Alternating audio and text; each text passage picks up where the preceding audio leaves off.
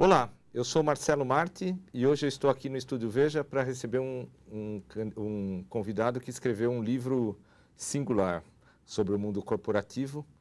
Adriano Silva, tudo bem? Tudo bem, Marcelo. Obrigado pelo convite, obrigado pela presença dos usuários aqui da Facebook e da Veja. Legal.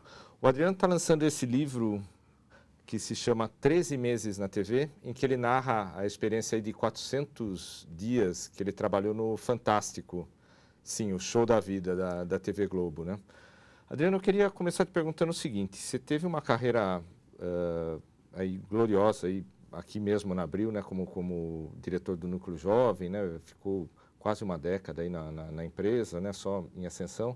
Depois você foi para o Fantástico e teve uma experiência ruim, né, que acabou, enfim, em demissão.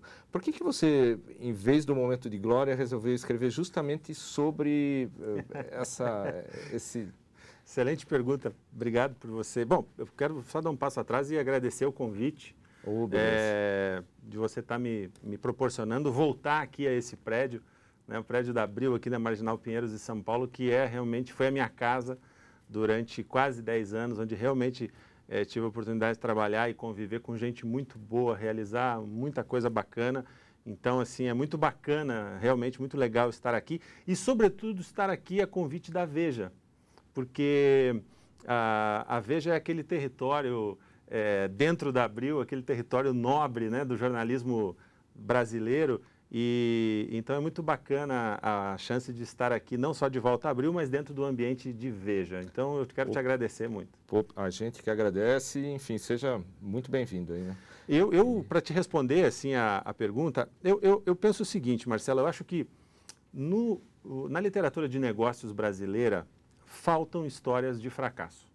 Faltam histórias de coisas que não deram certo, de tombos, de quedas, de como que executivos, seres humanos, pessoas reagiram a eventos que não são tão felizes, né? E a gente está cheio na literatura de negócios brasileira de cases de sucesso, né? Ou então de histórias em que quando as coisas não dão tão certo, dali a pouco tem uma reversão triunfal e todo mundo termina bem e a história acaba com um final feliz.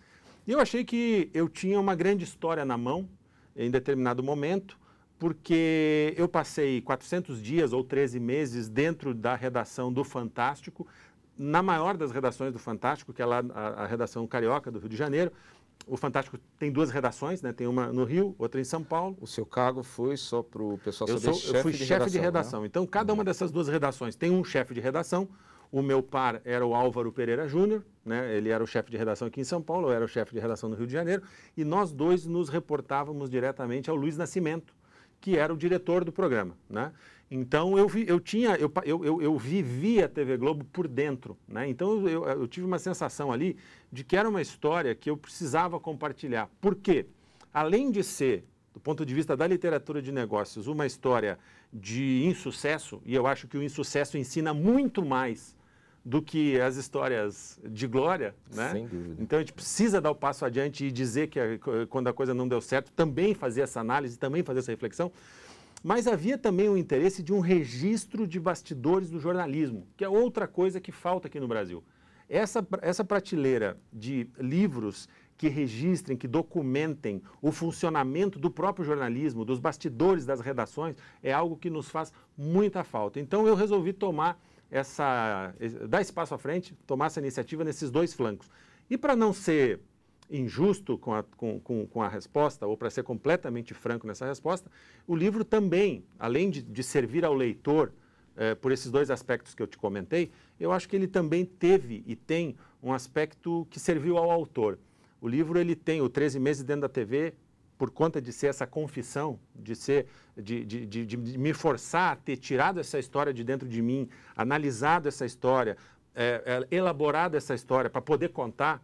Ele também teve um efeito terapêutico muito importante para a minha própria trajetória. Essa é uma pergunta que eu ia te fazer, se ele te ajudou a sublimar, enfim, a superar a coisa, a rever, né? Eu te diria até num estágio anterior, eu acho que ele me ensinou, ou me ajudou, o livro me ajudou a entender, a compreender o que aconteceu comigo naquele ambiente e o que aconteceu comigo, não só no que estava ao meu redor, mas dentro de mim. Como que eu reagi àquelas situações às quais eu fui exposto, né, ou às quais eu me expus naquela tentativa de fazer uma carreira na TV Globo. Então vamos, só para satisfazer até a curiosidade do público, vamos contar desde o início essa trajetória, né, de como você chegou aí ao Fantástico, que é um dos carros-chefes aí da TV Nacional. O que te levou a querer sair do jornalismo impresso e ir para a TV? Olha, Marcelo, é o seguinte, eu tive, a gente estava falando então agora há pouco, eu tive mais ou menos uma década de trajetória dentro da mídia impressa, aqui nessa casa, na Editora Abril. Sou um abriliano, né? A arvorezinha tá tatuada para sempre em algum lugar aqui do meu corpo, não vai sair. Então, em determinado momento, quando eu já tinha feito o exame, quando eu já tinha dirigido Super Interessante, ajudei a lançar a CSA em 98, depois na Super a gente lançou Vida Simples, Mundo Estranho, Aventuras na História, tendo dirigido o Núcleo Jovem da Abril. Então, eu tive um ciclo muito rico, de muitas realizações. Em determinado momento eu senti uma vontade, uma curiosidade de fazer mídia eletrônica, de aprender a fazer televisão, né? Eu sou de uma geração que eu acho que é a sua também. Você tem quanto? 46? Eu sou de 71, faço 47 em janeiro. Então eu sou de uma geração formada na TV aberta, né? Eu tenho uma relação de reverência, de reconhecimento, de agradecimento à TV Globo especificamente, né? Um dos jeitos de você mencionar o 13 meses dentro da TV é que ele é uma declaração de amor. Sim, ele não deixa de ser uma declaração de amor à TV e à TV Globo, talvez de um amor não correspondido, mas não deixa de ser uma declaração de amor. Então, assim, eu em determinado momento resolvi dar esse salto, né? Senti que o meu ciclo na mídia impressa já tinha sido cumprido e apareceu essa oportunidade de eu dirigir, ou de eu ser o chefe da redação do Fantástico. E aí eu me mudei para o Rio de Janeiro, fui mesmo com a família, corri, digamos, esse risco profissional. Infelizmente as coisas não viraram do jeito que eu gostaria, mas aprendi a fazer televisão e acho que de alguma forma esse amor, esse reconhecimento pela importância da TV no Brasil, da TV aberta e da própria TV Globo na nossa construção, acho que isso não, eu acho que eu consegui preservar, apesar das situações ruins que eu vivi lá. Então, lendo o livro, enfim, você faz análises profundas ali de tudo que você passou, as causas, até onde você errou, ou, enfim, até onde... enfim, a questão de você mergulhar num ambiente que você não conhecia, não era dali, né? Você pode me resumir um pouco, na sua opinião, o que você acha que aconteceu, por que não deu certo? Sim. Olha, como você sabe, né, o livro eu tenho recebido com muita alegria, inclusive, algumas resenhas dizendo o seguinte: o livro é como se fosse uma história, um thriller psicológico, como se fosse uma história de suspense, porque o leitor já sabe desde o início da trama o que vai acontecer, mas eu pego o leitor pela mão, pelo braço e levo ele comigo para viver esses desfiladeiros, esses escaninhos, esses descaminhos que foram, que representaram a minha trajetória ali dentro daquele organismo, né? E eu encerro o livro, né, lá no capítulo 17, que é o penúltimo, eu encerro o livro com uma série de hipóteses sobre, afinal de contas, por que não deu certo, né? Quer dizer, um cara que tinha uma trajetória razoavelmente bem sucedida, um cara que nunca tinha sido demitido, acabou batendo um recorde de tempo de demissão numa empresa que quase nunca demite, ou pelo menos naquela época era assim, né? Então, eu acho que tem algumas coisas, né? Assim, o mundo da televisão, ou pelo menos o mundo que eu encontrei ali na TV Globo, ele é um mundo muito fechado em si. Ou seja, ali era um ambiente, era uma empresa que costumava promover as pessoas a cargos de chefia depois de um longo tempo de carreira. Elas se formavam lá dentro. Se formavam internamente. Então, de repente, chega um cara que não é da empresa, nunca trabalhou na empresa, que não é de televisão, nunca havia trabalhado em televisão, um cara que não era carioca, né? Um cara que era um gaúcho, que chegava de São Paulo. Então, assim, enfrentei um pouco esse ambiente fechado. Acho que eu mencionei essa coisa de não ser carioca porque ela também é relevante, né? O Rio de Janeiro é uma cidade fantástica, maravilhosa, merece esse título, o título que tem, mas é também um ambiente muito fechado, né? Se você é um cara que não frequentou a praia com aquele sujeito na adolescência, você não é da patota dele. Você faz até uma comparação que eu achei muito pertinente e interessante, que é com a coisa da corte, do império, né? enfim, tem uma coisa cultural ali que faz ser fechado. Né? Essa tese que eu acho fantástica, ela me foi dita por um carioca, um colega de redação, que eu evidentemente não cito, mas ele me disse, olha, o Rio de Janeiro são ali 200, 300 famílias de classe média que representam a zona sul do Rio de Janeiro há mais de 100 anos. Então, quer dizer, é realmente um lugar muito difícil de você chegar e ficar. O Rio, a minha percepção, pelo menos a minha experiência, é um lugar que você é muito bem recebido se você chega, curte, elogia e vai embora.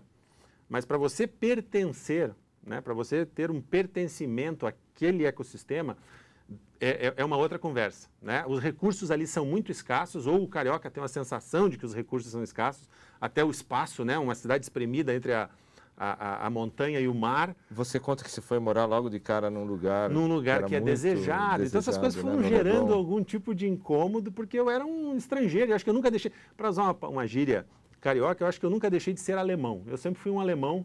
Não. E apesar de todos dos meus esforços de pertencer, de virar um cara da patota, um insider... Aliás, só um esclarecimento, você é gaúcho de Santa Maria, é isso? Eu sou um gaúcho de Porto Alegre, que viveu 12 anos em Santa Maria, que como você sabe é a menor capital do mundo. Né? Bem no centro do Rio Grande do Sul e no centro do planeta Terra. Mas fecha esse parênteses, continua. Não, e aí, então, assim, eu acho que algumas outras hipóteses, né, que são possíveis da gente imaginar. Eu fui contratado pelo chefe do meu chefe. Né? Então, assim, tem algumas reflexões de mundo corporativo, de vida executiva que tem no livro, passam por isso. Quer dizer, é uma armadilha. Quando você é contratado pela alta direção, né, você se sente prestigiado, você se sente estimulado e tal, reconhecido. No entanto, quando esse cara não é aquele com quem você vai interagir no dia a dia, isso pode gerar ciúmes, pode gerar desconfiança, pode gerar insegurança, medo. Isso pode ter também acontecido em alguma medida. E acho que essa coisa, para completar a resposta, acho que tem uma questão assim de espaço de atuação, né, e que talvez a gente também não tenha combinado muito esse encaixe. Eu me considero, né, quer dizer, ao fim desse exercício todo de reflexão e autoconhecimento que eu tive que fazer para escrever o livro, eu me considero um hacker, eu me considero um cara que entra no sistema sempre com a ideia de que não está pronto, com a ideia do hacker, né, que é de fazer sempre melhor, que está tudo em beta. Então eu sou um cara que atua muito nessa coisa da criação. Né, de mexer nas peças, de tentar fazer, de achar que nunca está pronto. Sempre dá para fazer melhor, mais barato, mais rápido, mais conveniente, mais eficiente. Eu tenho essa alma de empreendedor ou de intraempreendedor. Mesmo quando eu não estava no empreendimento e eu estava na vida executiva, eu sempre me movi com essa energia, com esse olhar.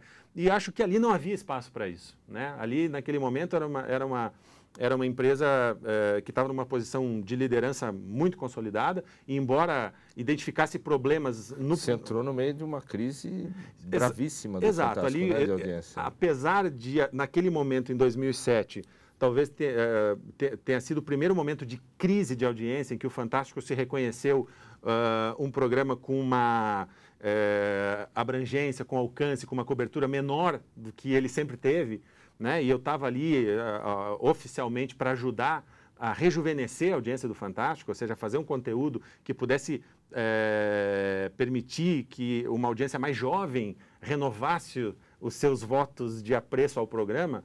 Eu nunca tive o espaço para fazer isso. Né? Então, no final da história, acho que esse meu estilo também fazedor, esse estilo maker, não encontrou muito espaço dentro de uma cultura corporativa que estava muito mais interessada na reprodução daquilo que sempre deu certo. Então, havia um pouco essa contradição, que é normal numa grande empresa, numa líder de mercado, entre a necessidade de inovar e o medo de inovar. Entre a necessidade de mudar, de fazer diferente, mas também o apego e o apreço às fórmulas que sempre deram certo. Isso. E acho que nesse meio, nesse cadinho de intenções e de situações, eu acho que também eu não consegui me mover da melhor maneira, e aí acabou gerando a demissão, que é o que acontece 400 dias depois da minha chegada à TV Globo. Que é o final do livro. Enfim. Que é o final do livro.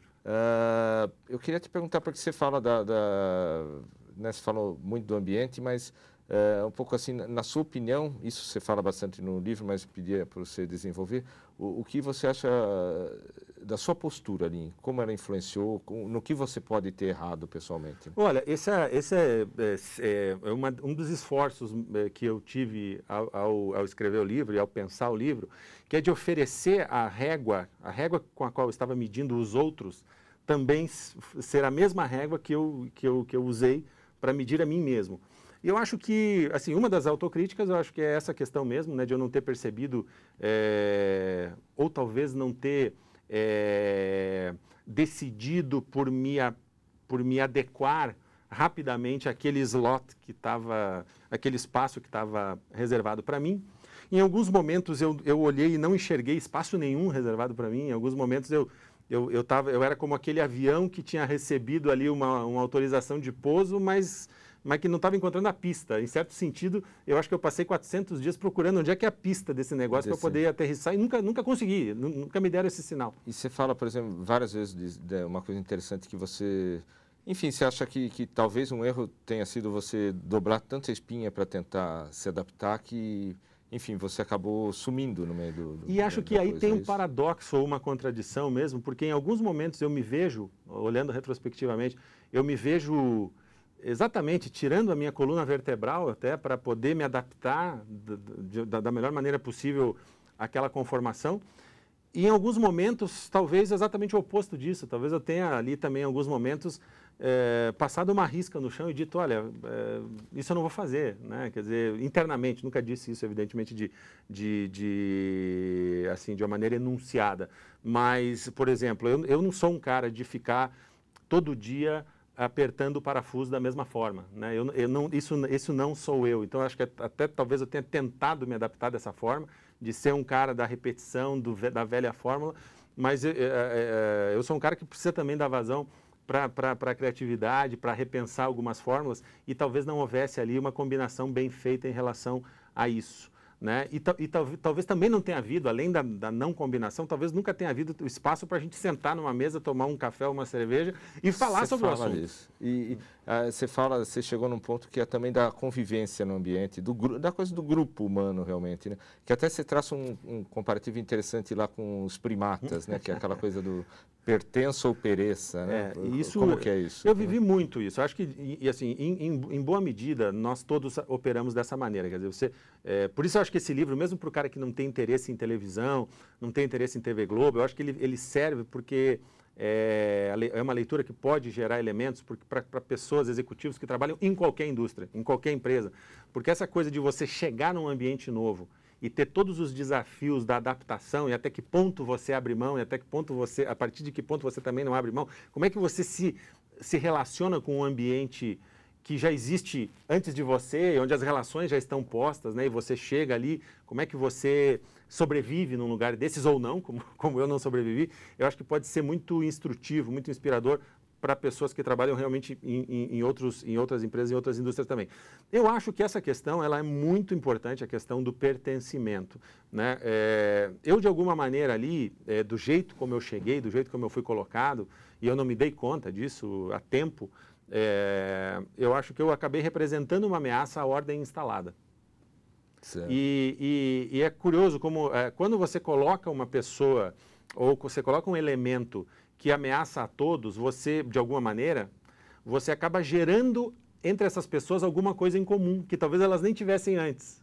Ou seja, talvez tenha uma estratégia aí, e eu não vou dizer que isso... Você une até facções rivais, Você une, claro, você gera um inimigo em comum, então você mais ou menos une o time em represália, em oposição a um elemento novo que... Eu acho que isso acabou acontecendo também, de certa maneira. Não vou dizer que isso tenha sido feito de maneira premeditada. Se foi, eu tenho que cumprimentar, porque é uma estratégia muito inteligente de gestão, mas não sei, não posso afirmar isso. O fato é que em determinados momentos eu realmente eu senti aquele ambiente se fechar num corpo e com alguns laços em comum que não havia antes de eu chegar e que foram criados com a minha chegada. Né? E isso prejudicou ainda mais a minha... Você reunificou o Fantástico? De alguma maneira. De alguma maneira. Tanto que realmente eu coloco ali, eu também me esforcei, um dos flancos de tentativas de aterrissagem foi olhar para as pessoas, né? De identificar ali os talentos, as questões de cada um E em determinado momento do livro eu falo isso, né? Que é curioso porque assim, eu estava olhando tanto para aquela gestão de gente, para aquela gestão de talentos, e no final da história, o primeiro a sair fui eu. Fui eu mesmo que estava ali buscando avançar nesse esforço de gestão de gente.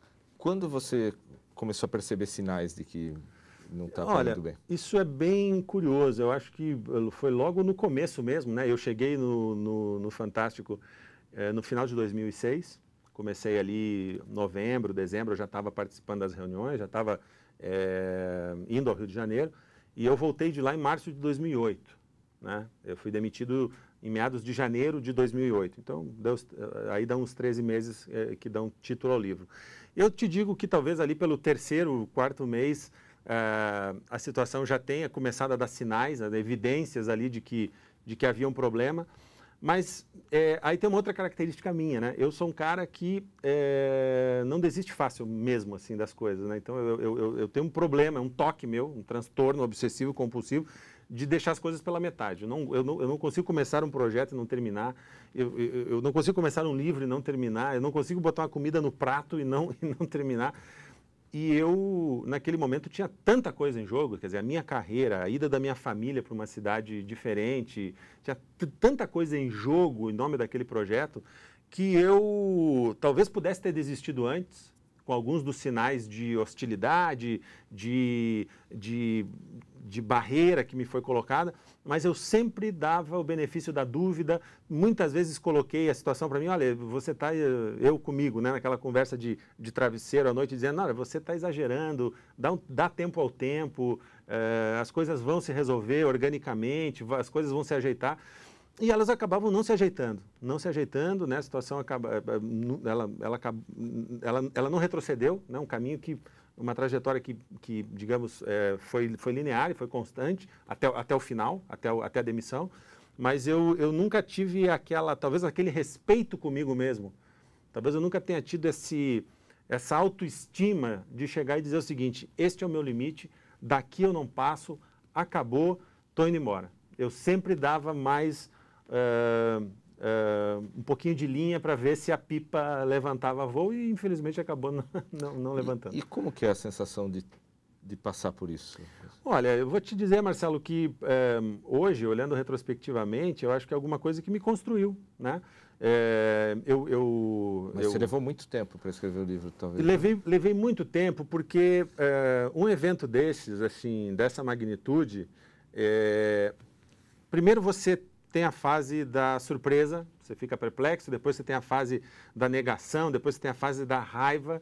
E eu, assim, deixei passar tudo isso, né? Deixei passar, porque eu quis escrever esse livro depurando a narrativa de qualquer resquício de rancor, de ressentimento, de autopiedade ou de autoelogio velado. Eu tentei limpar essa narrativa de todas essas coisas que eu acho que a tornariam menor.